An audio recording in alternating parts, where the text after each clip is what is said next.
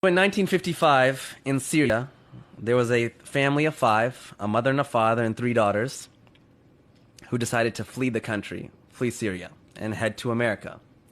Now, the father told the wife and the three daughters, listen, I'm going to go to America, I'm going to go to California, I'm going to get everything set up, and then 3 weeks later, you and the three daughters come meet me in California. So the father flies to California, is getting everything set up. 3 weeks pass. The mother takes the three daughters, and they head, from Syria to America. Their first flight was from Syria all the way to New York City, where they had a layover. Now, when they landed in New York City, the customs said, hey, you guys are here new to America. You need to take all your hijabs off for the green card photo so that you guys can, stay in America. So the mother, being by herself, not really knowing the English language, is nervous and scared. She said, okay, she took the hijab off and took the photo, put it back on. Next oldest daughter did, second oldest daughter did. The third daughter, a 13-year-old girl named Hala Atik, said when it was her turn, hijab is part of my faith, and I don't want to take it off for this photo. And the security, they kind of went back and forth with her, and they said, well, listen, little girl, we'll send you back to Syria if you don't take your hijab off for this photo.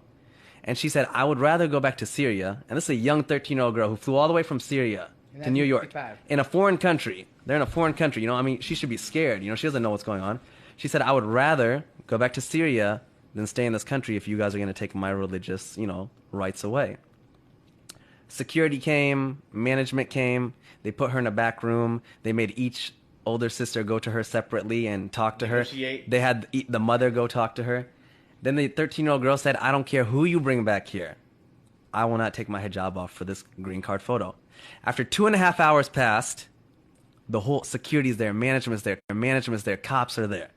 They finally said, hey, little girl, you can keep your hijab on, you can take the photo. And I have the photo. It's a beautiful photo. It's a black and white photo. What year is this again? What was this? 1955. Wow.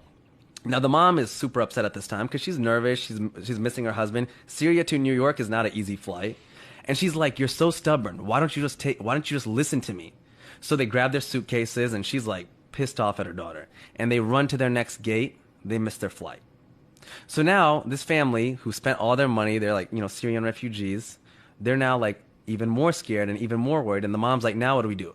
They go to United Airlines. They talk to them. They negotiate. They're like, well, we can't do anything. You guys are making it difficult. Finally, they mutually agree that we'll put you on the next flight to California.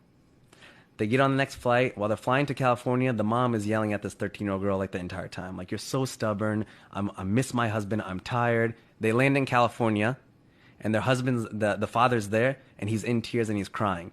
And he's like, you're alive, you're alive. And they're like, why wouldn't we be alive? The flight that they were supposed to get on, American Airlines number 191, crashed, killing 295 people.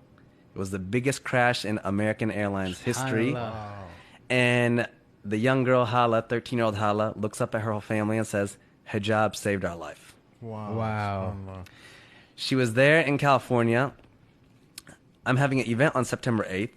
Hala was there. Hala's coming. She's now like, an old woman. She still wears hijab.